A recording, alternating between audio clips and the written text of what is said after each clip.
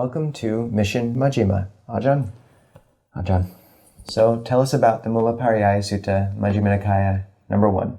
Well, first of all, I would like to congratulate everyone who read this. You're fantastic. Bhikkhu Bodhi himself said that if he was part of the group of people, the group of monks who ordered these suttas, he would have put it last rather than first, because it is a bit of a doozy. There's a lot of language which is very specific and a bit technical, and it reads overly philosophical. I myself tried reading it and couldn't even get through the 3 or 4 pages many times, but recently have found it to be quite interesting. What it's doing is describing how the Buddha sees the world, specifically how 4 different classes of beings see the world. The Buddha describes that, and then he proscribes how one can train oneself to see the world more accurately. So the Buddha describes these 4 different types of beings: the unenlightened Puthujjana. So this is someone who's unenlightened. Then someone who's partially enlightened. This is a Seka. This is a stream enter, once returner, non-returner. These are people who have irrevocably or basically put an end to certain defilements, certain hindrances of mind that they will no longer backslide. The stream enters put an end to doubt. They put an end to personality views. They put an end to attachment to rites and rituals. And then the once returner and non-returner have similarly decreased other unwholesome tendencies of mind forever. Then you've got the Arahant, which is the 3rd type of person, and you've got a Buddha, a fully enlightened Buddha. And each of these beings, the Buddha describes how they see the world. For the Puthujjana, the unenlightened person, the Buddha says, he uses this word, perceives. They perceive earth and earth, water and water. The Buddha using these 4 elements, earth, fire, water, wind, which is the Buddhist conception of physicality at the time, and describing different levels of beings, humans, animals, all the way up to these different levels of gods, experiences, the 8 jhanas, basically, levels of absorption and diversity and self, and how unenlightened beings even see nibbana, how they misperceive nibbana. And the word that's used in the Pali is manyati. So a related quote, which is in maybe Majjhima 113, we can check on that, but yeni yeni hi manyanti tato tam hoti anyatati. Whatever way one conceives, the truth is ever other than that. And so that's true for Puthujjanas. We misperceive the world. We see what's dukkha as sukha, what's painful as pleasurable, what's impermanent as permanent, what is not self as self. We impute these. We misperceive the world.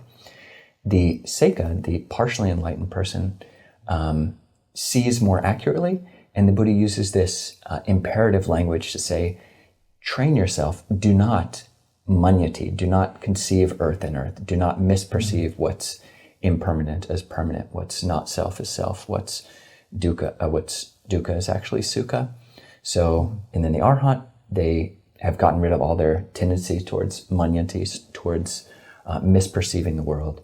And the Buddha has fully seen that, fully looked through and perceived reality as is. So the Buddha is describing the world and proscribing how all of us, and it's not just that one day, we need to train to even be these partially enlightened beings. The word the Buddha uses is seka, or trainee. So we can put ourselves in the shoes, the sandals of the trainee, and not conceive of the world in terms of self, in terms of what is always pleasant, and in terms of what's permanent. So what do you find intriguing about this sutta?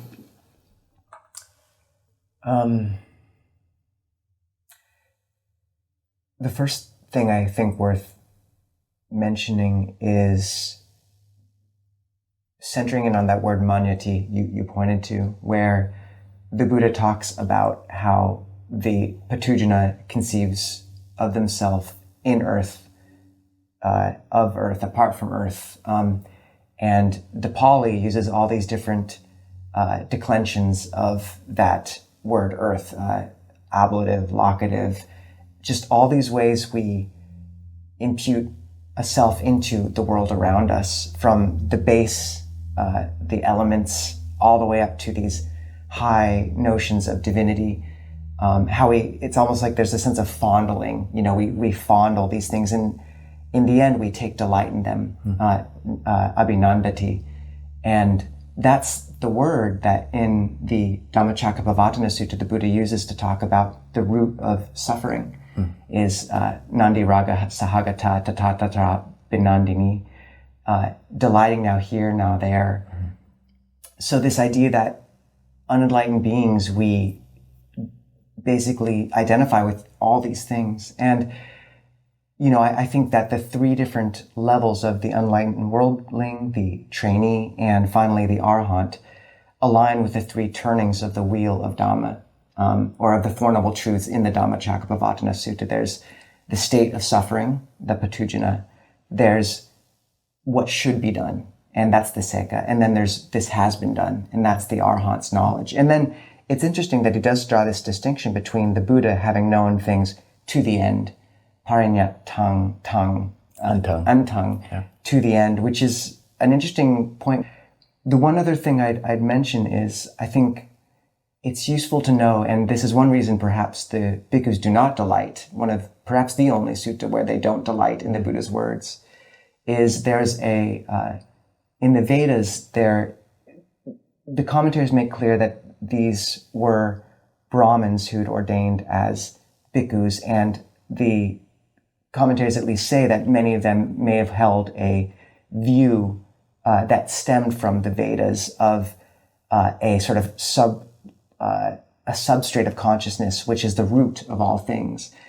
And in classic fashion, the Buddha finds that hidden view, inverts it by saying, actually, what's the root of all things is craving, and it leads to suffering. And so they're not happy about that. But I think you could look at this whole sutta as this refutation of a false view in these bhikkhus. And I'm curious, how would one apply this to their own life, Ajahn? How have you thought of it or brought it into your experience? I think the Buddha's prescription to not conceive of the world this way is very much in line with, I think, Lumpur Sumedho's witticism. Don't believe everything you think. I mean, it's possible it's Thupchen Chodron, but someone, or just Ajahn Chah's, asking, not sure, and putting a question mark around, everything that I view, whatever way I conceive, the truth is ever other than that. So there's a term, epistemological humility. So epistemology is our understanding of the world, how we understand the world. And the Buddha is just saying, put a question mark on all of my senses of, I really know you, I really know this, and I really know that. So, not sure. And how do you find this helpful in your life? How do you apply it? It can seem so foreign to talk about Pajapati, which in this formulation is the overlord of the universe.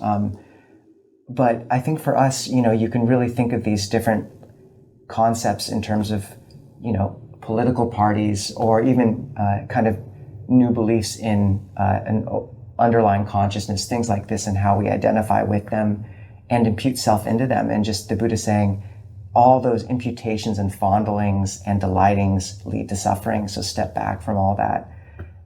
So we can't relate to the exact cosmology, but we have our own cosmologies.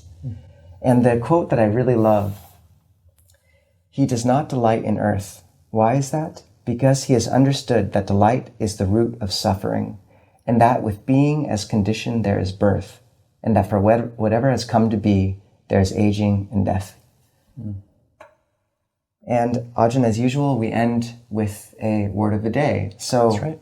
What's the word of today? Today's day, the word of the day is patujana.